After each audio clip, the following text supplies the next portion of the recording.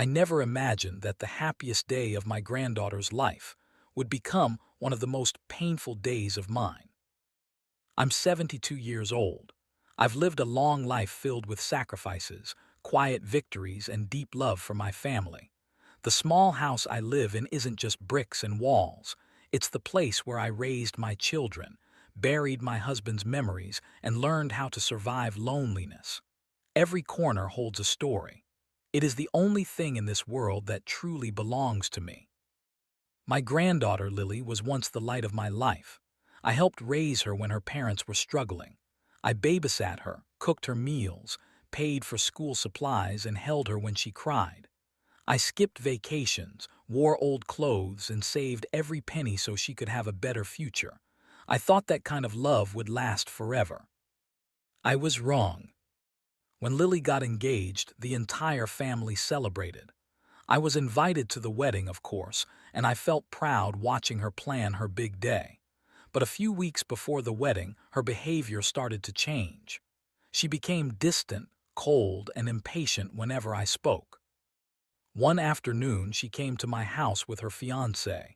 They sat across from me at the dining table, smiling too politely. That's when she said it. "Grandma," she began, "you're getting old. This house is too big for you. We're starting our life together and we need it more than you do." I felt my chest tighten. She didn't ask, she expected. I calmly told her, "This is my home. I'm not ready to give it away." Her smile vanished instantly. Her fiancé avoided eye contact. Lily's tone hardened.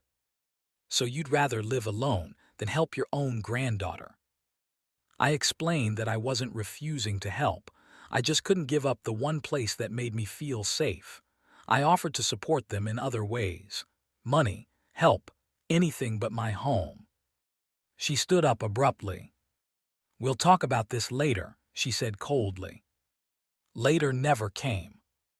The day of the wedding arrived.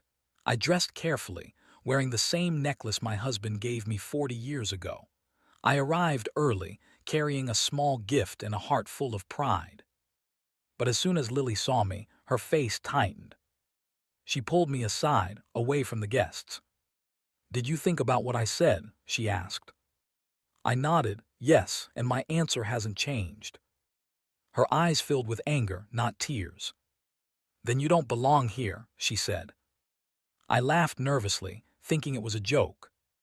She wasn't joking. "You embarrassed me," she hissed. "You chose a house over your own granddaughter. Leave." I felt the room spin. People stared. Music played. Laughter echoed. And there I was being thrown out of my own granddaughter's wedding like a stranger. I begged her to reconsider. I reminded her of everything we'd shared. She turned away. An usher walked me to the door. I stood outside, clutching my purse, listening to wedding bells ring behind me.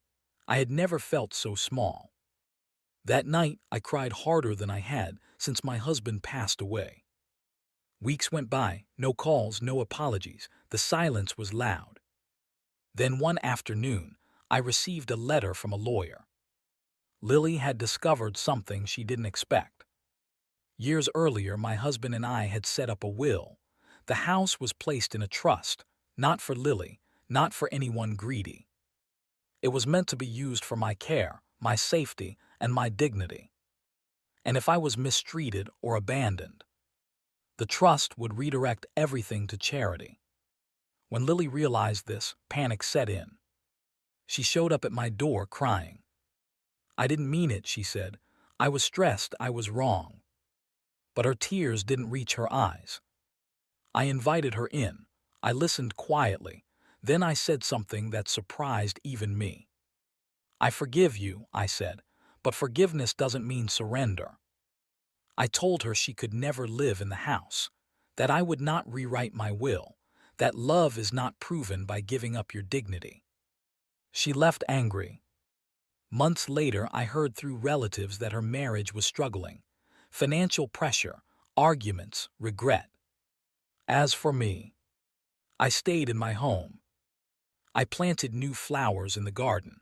I joined a book club. I laughed again.